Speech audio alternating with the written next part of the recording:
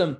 Hey, welcome everybody to today's interview. So I have a very special guest, my client, Kevin McLaughlin, here with us today. I butchered that. I apologize. That's pretty good. And today what we're going to do is we're going to find out how he's lost 32.4 pounds in just 90 days. And for each comment and share that you leave, we're actually donating up to $1,000 to the Juveniles Diabetes Research Foundation. And we'll talk more about the connection there, and I'll let Kevin talk more about that as well. And there are no limits to the amount of comments or shares that you can leave. So with that being said, Kevin, thank you for taking the time out today and welcome. Thank you. I've been looking forward to this. This means that we've actually accomplished something. Yes, that's right. So Kevin, why don't we start off this way? Why don't you tell everyone who you are, I butchered your name. How about you say it the right way? And then just share a little bit more about why this research foundation is important to you and the connection there. Sure. So thank you, Urslan. My name again is Kevin McLaughlin, and the JDRF is something that has been a part of my life for nearly 30 years at this point. My sister-in-law at the time, it was my girlfriend's little sister, was diagnosed with type 1 diabetes when she was 4 years old. And it was really scary at that time because, in many ways it was a death sentence. And we did what we do, and we sort of like threw ourselves into the research, and we were grateful to find the JDRF because they provided us with a level of comfort, just being like, no, this isn't a death sentence, it's a lifestyle change, but it's for life. And we got involved very early on, and we used to do these walks for a cure every year, and participate wherever we could with the JDRF. Over the years, this what once was, or who once was, a 4-year-old with type 1 diabetes, she's now a grown woman living with this. She has a child of her own, and her life, just the technology and the advancements in her lifespan are incredible. She went from someone who was testing her blood multiple times a day with a pinprick and giving herself injections multiple times a day at a very young age, to someone who now has a pump and who is able to dispense her insulin on a much easier basis. It's still, I don't mean to undermine or be dismissive about the disease and the management of it, but it is so much more manageable and than it was 30 years ago.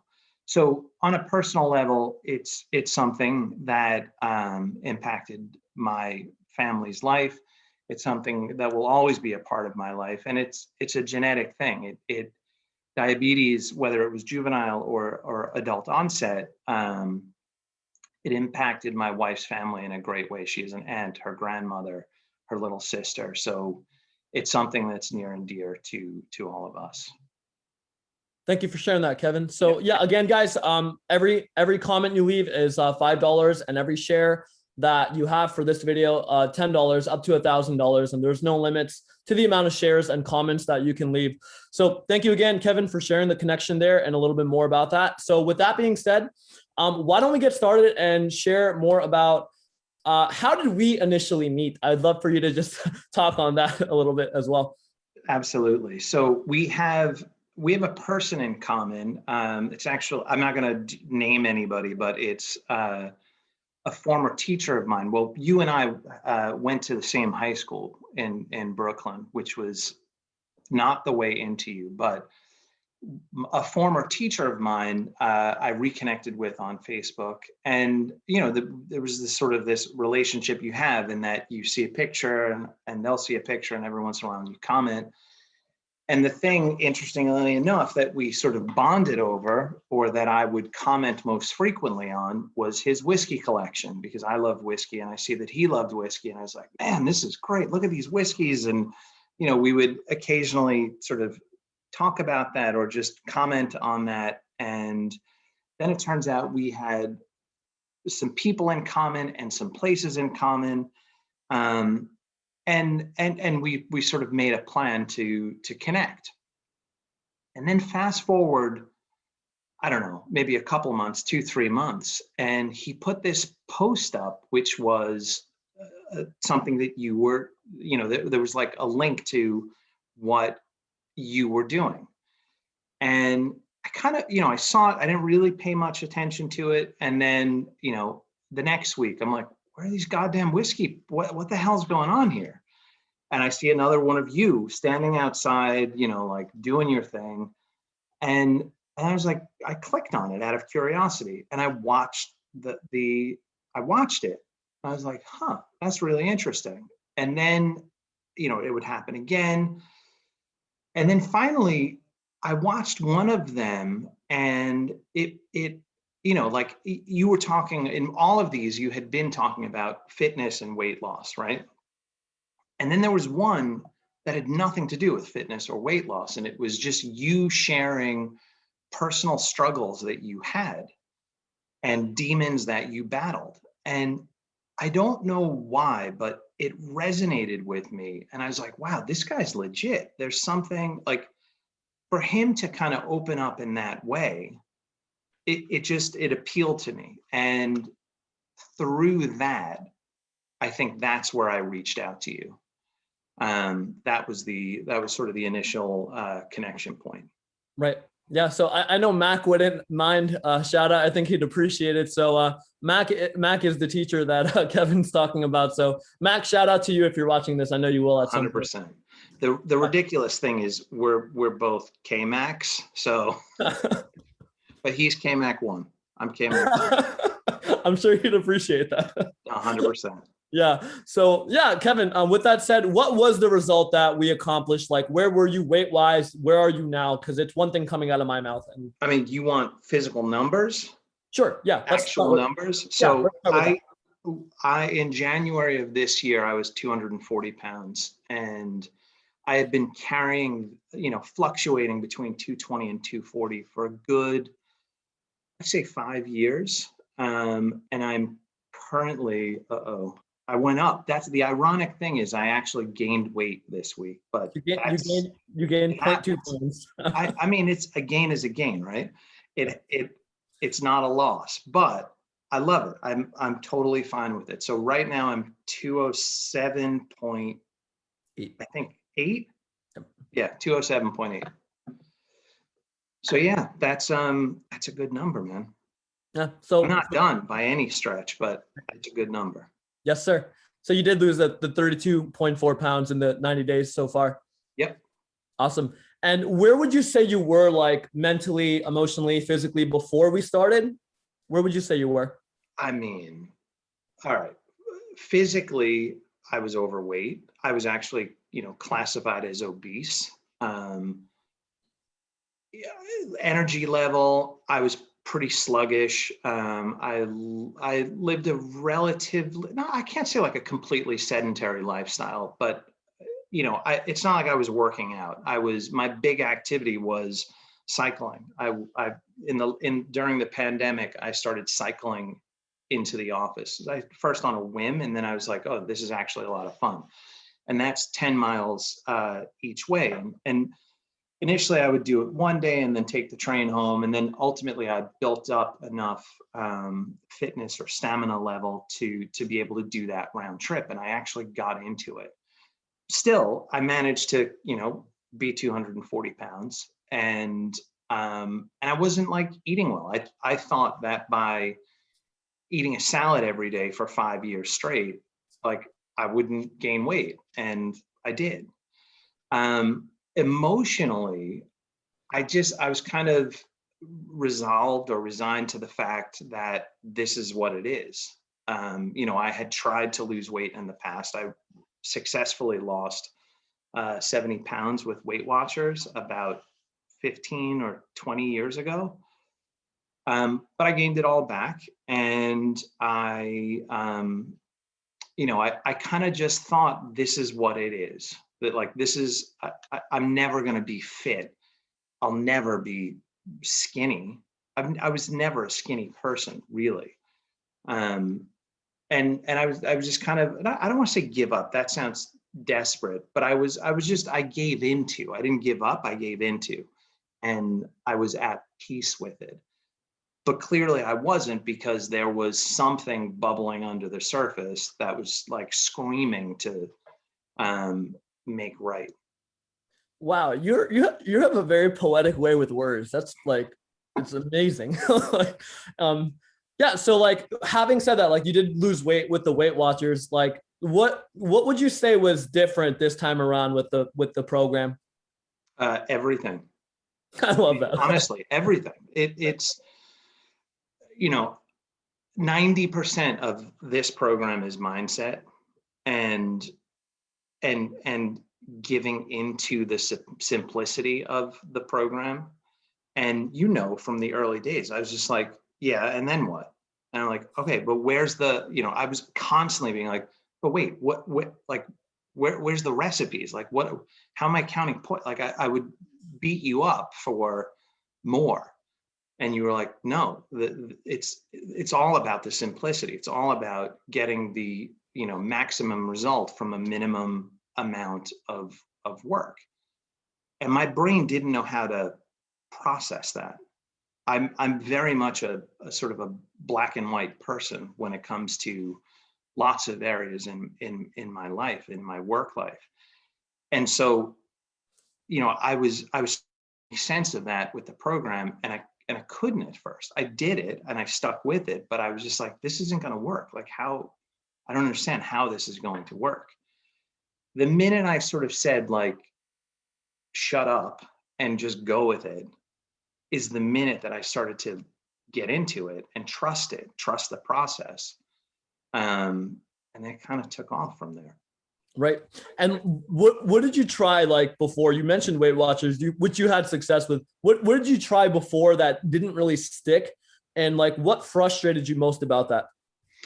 I mean, in college, I worked out a lot. In high school, I worked out a lot. So, I had success with weight training. And I also, I've run some 5Ks, and I went through a phase where I was running, but ultimately it was never about, I mean, Weight Watchers is about a lifestyle change, but it none of those were lifestyle changes that stuck. They were temporary. And some of them, none of them were actually fleeting. I've never done like fad diets. I've never done keto, or what was that other awful one where you eat like bacon and steak every day? Atkins. Yeah, like I never did any of that kind of stuff, because I'm really not into it. I understand a lifestyle change, but even though I'm like a serial monogamist, I couldn't do that with diet and exercise. I'd get bored by it. Right. Does that make sense? Yeah, that makes total sense. And you mentioned the mindset. Like, what do you think was different about this program in terms of the mindset and like what you developed and learned there? I mean, I changed my mindset, and I fundamentally think I rewired, like my brain. I genuinely do. Like, there are times where where I'll say to you, I'm like, I don't know who this person is. Right. Getting up at 5:30 in the morning, or like excited going to bed that I'm going to work out in the next. Like, I genuinely, 6 months ago, 3 months ago, 4 months, like, would never have happened. Never in a million years. So, my great hope is that the work that we are doing sticks, and that it's a long-term lifestyle change, because the hard wiring in my brain has shifted in these last 3 months. Right. And I do want to mention something, like, because when you initially started, like, you did also like incur like an ankle like situation where you just couldn't work on your feet. And I would love to just hear it from you. Like, that would stop 99% of people. they would be like, oh, like injury, like, all right, like it's like a get out of jail free card. You almost did the exact opposite. You're like, oh, this is great. And I just want to hear about the mindset shift there and like what motivated and drove that. So what happened was, I think it was right. Yeah, this kind of happened simultaneously. I participated in a 100-mile bike ride, and originally I understood it to be kind of a relay race, and I had like signed up for 25 miles. And ultimately I did a 32-mile race, and I had, like, you know, been training up to that. And then so I'd gone from very little activity lifestyle to suddenly like I'm cycling quite a bit. And then we started doing our, you know, the running in place routine. And I think it was after the first week or the second week that I was doing that. Then I flipped it. We were training for like a week or two. Then I had that big bike ride. Then I did like a couple more rides, smaller rides, like 10, 15-mile rides. And then I had done 2 more training sessions. And one morning, it was like a Sunday morning, I got out of bed and I couldn't put any weight on my foot. I was like, holy Christ, what did I do? I thought for sure I had screwed something up with cycling. But it turns out I had a stress fracture on my going into my ankle. I had plantar fasciitis in that foot. I had tendonitis in that foot, and I had 3 micro tears in various ligaments. And a lot of that was from an injury that had occurred a year ago, pre-pandemic, and never healed properly because of the pandemic. I couldn't get any kind of physical therapy or anything like that. So there was like this lingering problem, which manifested into a much larger problem. And so I was just like, fuck, what am I going to do? Like my foot shot. And my first thought was maybe I should stop. Maybe like this is a sign, maybe I should not do this. And if the whole friggin' program is running in place, how am I going to do this? I'm going to fail. And I talked to my wife about it, and she was just like, no, you should continue. And I was like, all right, let's, you know, I'm going to make this your problem now.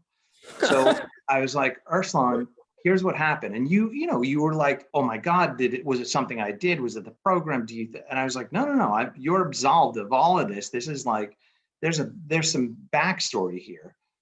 And what you said to me was, you know, he's like, we can work through this. This isn't a problem. He's like, there are people who are wheelchair bound, who are physically fit.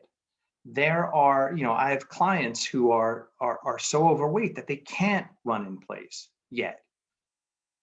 So if I can train them, and then I can train you. And I was just like, all right, trust the process. Let's see. And then you had me, and I still do it to this day, even though my ankle is healed. You have me running in place without running. I am pumping my arms with 5-pound dumbbells to get that heart rate up. And there's a puddle around me. Like I sweat, my heart rate's up. I feel like I'm running, but I'm not. And, you know, now I probably could run in place, but I weirdly love the program. I know we have to change it, and I'll be ready for that. But yeah, so I lost the 32 point whatever pounds by not actually running in place, by getting the heart rate up and the consistency of the workouts and really focusing on the diet. So Yeah. because you had sort of motivated me and challenged me to stick with it, I just like went 100% into it. I was just like, yeah, let's do this. Let's look like an idiot and swing those dumbbells and just make it happen. So that's kind of what happened. I love that. I was sharing that with a client this morning. His name is Chris. and he was like so excited about the idea that he could sit down and like work out. And he's like, I could watch TV. I'm like, I don't know about that. Well, yeah, I was gonna say you had me sitting at first, and then you were like, "No, I think you can stand." And I was like, "Oh, okay." Yeah. But that was the beauty of it. I found the that at first I could sit, then I could sit and stand, and sometimes I could do it with dumbbells, and then I could do it without dumbbells. And then for me, I made it. I put these like micro challenges within the one routine. So I was like, get your heart rate to 120 in the first two cycles. Mhm. And then if you can maintain that, then, don't alternate between weights, no weights, just like go weights to the 50% mark of the workout, then do one round, no weights, then go back in with weights. Like for me, it's all about tricking my mind into having fun and through the routine, like tricking myself through it. And then I'm done. And I'm like, oh, that's it. I'm done. Nothing left. So I love that, man. That's awesome. And what almost stopped you from like initially investing? Because you didn't know me from a hole in the wall when we first met. So like, what almost stopped you, would you say, if anything, from investing? I mean, the money side of it, definitely. I've never, I've never done this. I've joined gyms, but I've never hired a trainer, a coach. I thought about it. I thought about going to a nutritionist. I thought about joining a gym and doing all of that, but I never did. So that, the finances, that was probably the biggest thing. And then, you know, believing in myself that I would actually stick to it. That was the other thing. I was like, why am I going to spend all this money and then drop it in 3 months? So I'd say those were the two biggest obstacles that I had to get through on my own. Yeah, I'm curious to hear about like that internal self-doubt. Like, what do you think helped push you over that? So we talk about this a lot. You know, the prior to the program and in the early days of the program, I describe it to you as a volume. The early days. Right. The early days, only 90 days ago. It feels like a friggin' eternity. No offense, in a good way, in a good Right, way. right. But in the early days, like I talked about how, there's this self-doubt and there's a, it's the voice that you hear that's like, oh, you can't do this, or you're good, don't worry about it. You'll lose that weight eventually. Like that's the noise, right? But there's also noise in there being like, oh, but I want to get fit. And, I really should lose that weight. And, my dad died at 54. And so like, I'm staring down 50, I'm turning 50 at the end of this year. And I came up with like a slogan and it was 50 by 50. And I started to like say that. And I was like 50 by 50. I got to lose 50 pounds by the time I turn 50. And I like turned the volume knob down on the sort of voices being like, stay fat, unhealthy, and turned up the volume knob on 50 by 50. And then that side of things started to kind of be like, oh, you can do this, yes, you can do this routine. Continue, like it was more positive reinforcement. And what's beautiful is knowing that you have the ability to turn that volume knob one direction or another, and actually committing to turning that volume up on the good stuff and turning it down on the bad stuff. I Like we love all that. have that control. I love that so much. I remember when you first like brought that idea to me. I love the way you use the language of like knobs and like it's almost like music, like turning one volume up, the other Totally. down. Totally. Yeah. And what would you say, Kevin, like so far your favorite part of the program has been? I mean, the one-on-ones with you are by far the best part of it. The the the things that I gain in my life as a result of this have not very little, but have less to do with fitness and more to do with well-being, and not just physical well-being, mental well-being and sense of self. self-worth. These are things that, the other thing that we talked about again in the early days was these ripples, right? I said to you, I was like, I know that if that if I get my fitness, if I get my health in order, I know that that will ripple across into other areas of my life. I don't know what they are, but I know that they will. And man, just like being in the center of that and being mindful and observant of those ripples, that has nothing to do with like, me swinging 5-pound weights in my hands, but it has everything to do with it, because by committing to that and committing to better choices with my diet, these ripples come out. And that's the other, like, that is, no offense to you, I do really enjoy the one-on-ones, but that's the other thing that's like Yeah. so amazing. Right. And no, absolutely. And none offense taken. I love hearing about those ripples every time we talk. And could you maybe just share like one that just stands out, like the Yeah. ripples? I mean, I talked about this and I probably got emotional when I did it. So I'll try not to get emotional this time, but I often do when I'm talking about my kids. So for Father's Day this year, my wife got this book that it was like 30 days of reasons I love my dad, something like that. And both of my kids filled out various pages.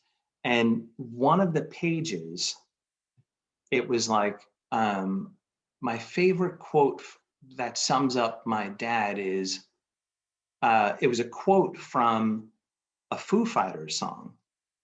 And I realized that it's because my son, like, I'm a lunatic. When I do the program, I go down to the basement, I listen to the same music. I have like a soundtrack.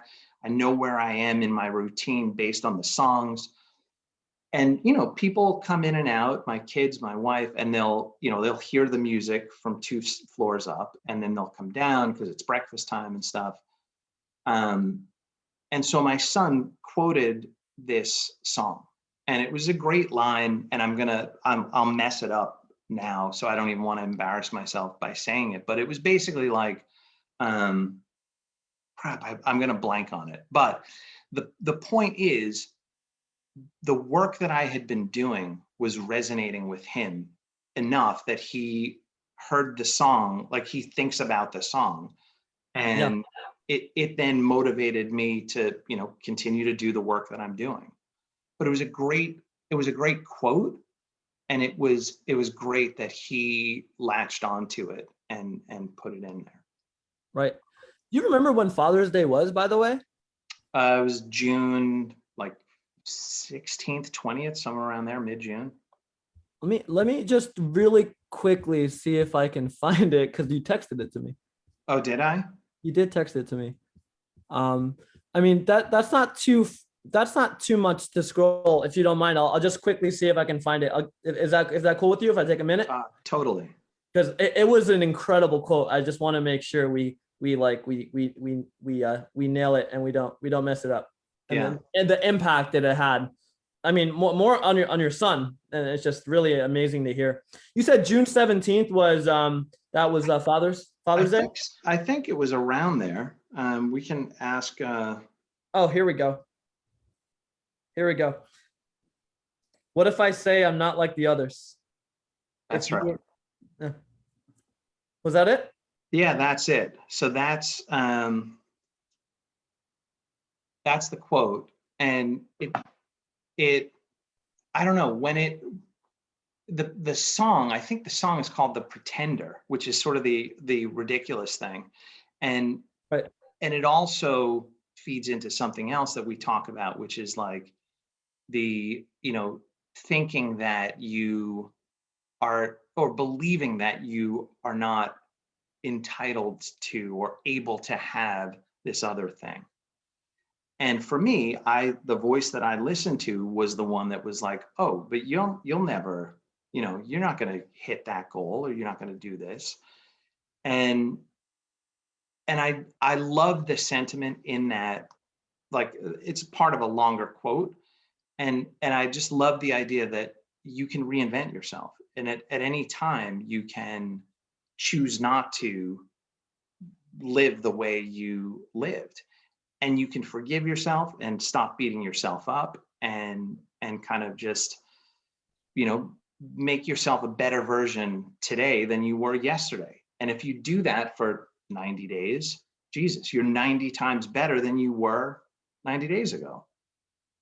But I think a lot of us struggle with forgiving ourselves, and you know, it's almost easy to hold on to the person that you were instead of envisioning the person that you could be. I mean, was 100% guilty of that. And now I'm focusing more on, you know, who I'm going to be 90 days from now, but also be present in who I am today.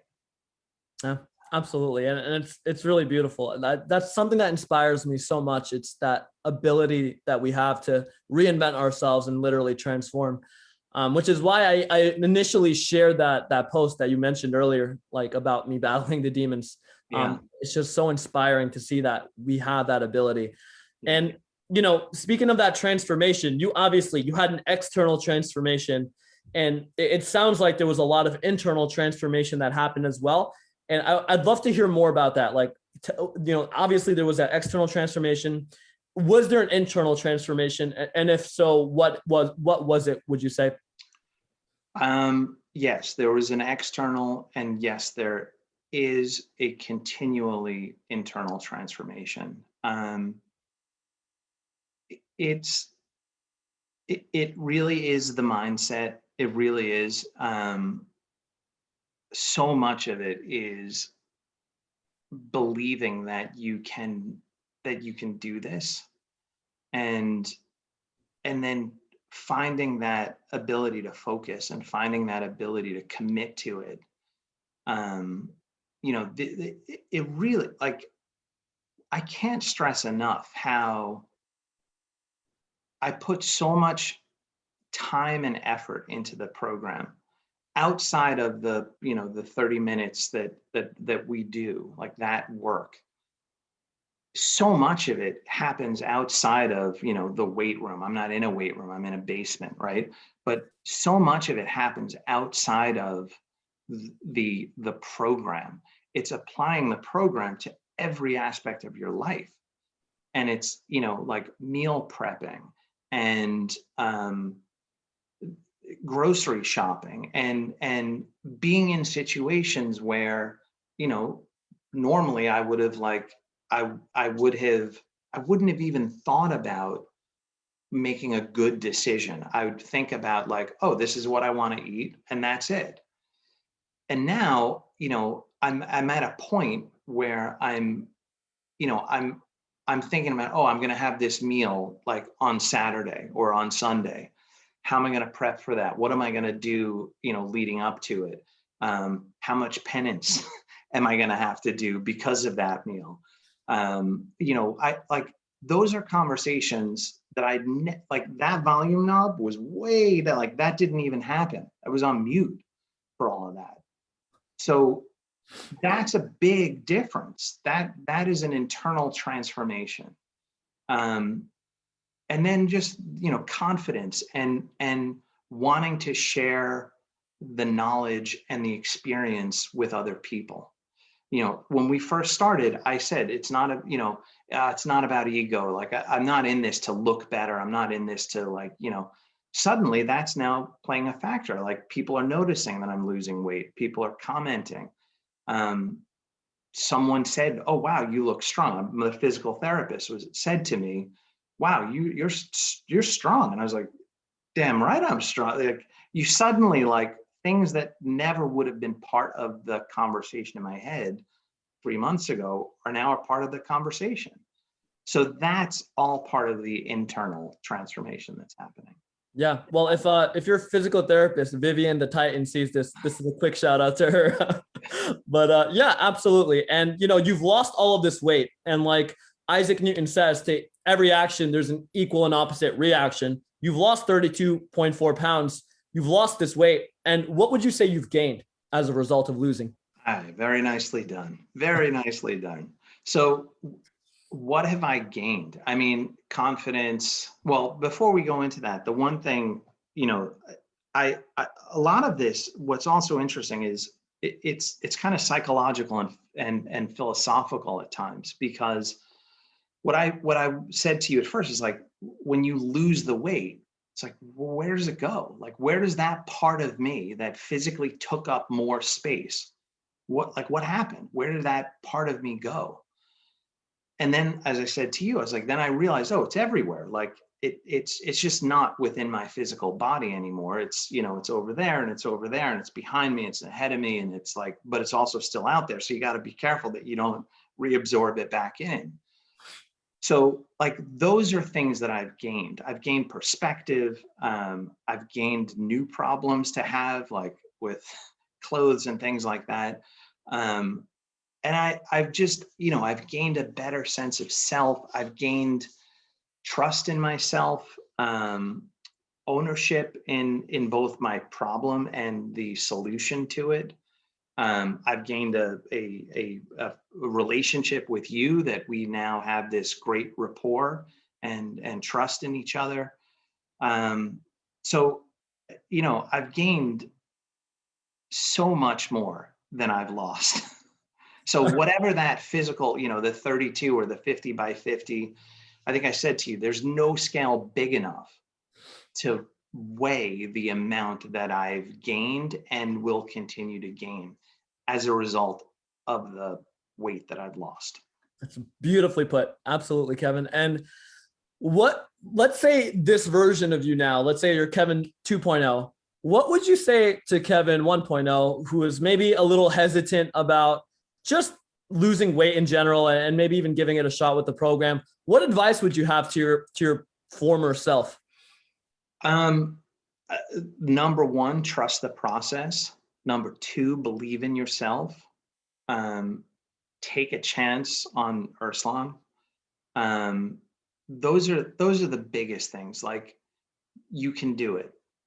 And the beauty of that is, then if you really like, just go for it. Just really put your trust and faith in yourself, commit to it, show up for it every friggin' day. It will pay off in dividends. Awesome. Awesome, man. And is there anything that I didn't ask you that you were like, dang, Arslan, I really wanted to talk about this. I wish you would have asked me, or anything coming up for you? I don't think so. I mean, we spend a lot of time talking about stuff that has nothing to do with the program, and it's more about its mindset and its adjustments, and you know, one of the things that I found very helpful, and this is a trick for me, and maybe it'll be helpful to other viewers, like I set there. So when we first started working, right, I just said to you, I want to, you know, first it was like, I want to weigh less than 200 pounds. And that's, you know, that's a goal, but it's not a good goal. And it's not a specific goal. There's too much wiggle room there, because I could be 175 or I could be 199, right? So then I came up with a 50 by 50. And in doing so, that was like 190. That's like, I'm striving for that number. Then as time went on and I started to believe in the program and apply myself and see results, I adjusted my goals. And I told you, like, I would set, I can't wait to move from obese to overweight. What? And then I was like, then I need to get to 10% of my body weight. And then, like, I went through that goal. And then 2 days later, I went through the next goal. And I was like, crap, I didn't even get to like celebrate the first goal. But I was like, no, keep going, keep setting those like micro goals, but make them really specific. And last week, this past weekend, I hatched a new goal that I said to you, and now I'm saying it publicly, so I got to hold myself to it, which is, I think I'd like to do a pull-up.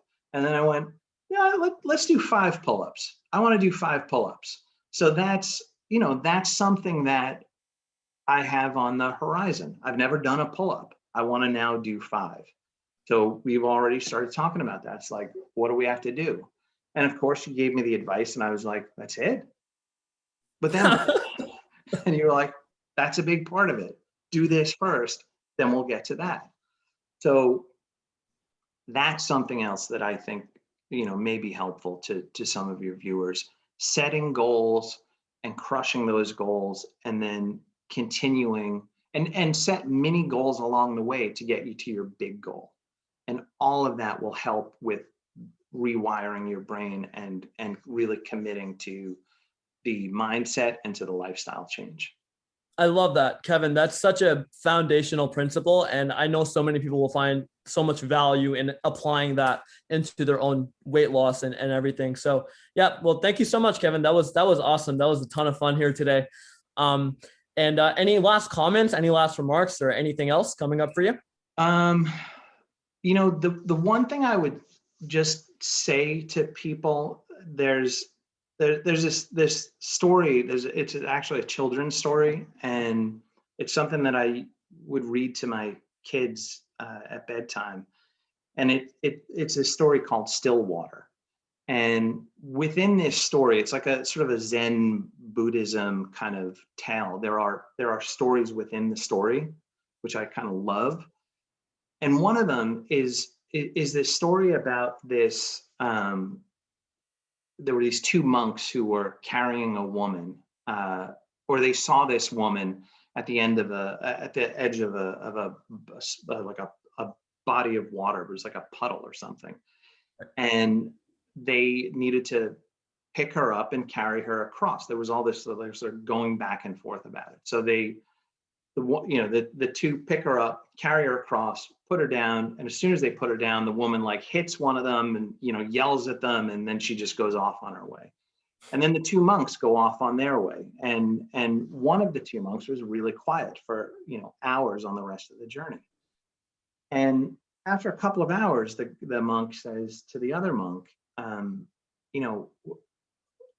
you still angry that woman, like, she yelled at you, and you just dealt with, like, you carried her, she didn't say thank you, and how can you do that? How, like, I don't understand this. And the one monk said, the monk says to the other guy, I put that woman down hours ago. Why are you still carrying her? And I think about that all the time. How many of us carry these people, these thoughts, these versions of ourselves around with us all day, for days, for weeks, for months, for years? Give yourself the opportunity to put that woman down, or that whatever that thing is, and just continue on your journey. Wow. Well, thank you all for coming to Kevin's TED Talk. That was incredible. Thank you so much for sharing that story. Wow, that was mind-blowing. Yeah, I'll send you a link to the book. For me, it was one of those things that, like, it was a philosophical experience. I was just like, oh my God, we do this all the time. And this is like this little nugget, this little gem is buried inside of some kid's book about a panda bear. What the hell? It's brilliant. Yeah, I'd love the link to that book. You've recommended some really great books to me. So I'm very appreciative of that as well. That other children's book, the horse, I'm forgetting it right now. But it's like the horse, the fox, the mole. The mole. Yeah, that was also a really great book you recommended. Yeah, well, thank you so much for sharing that, Kevin. Thank you, Arslan.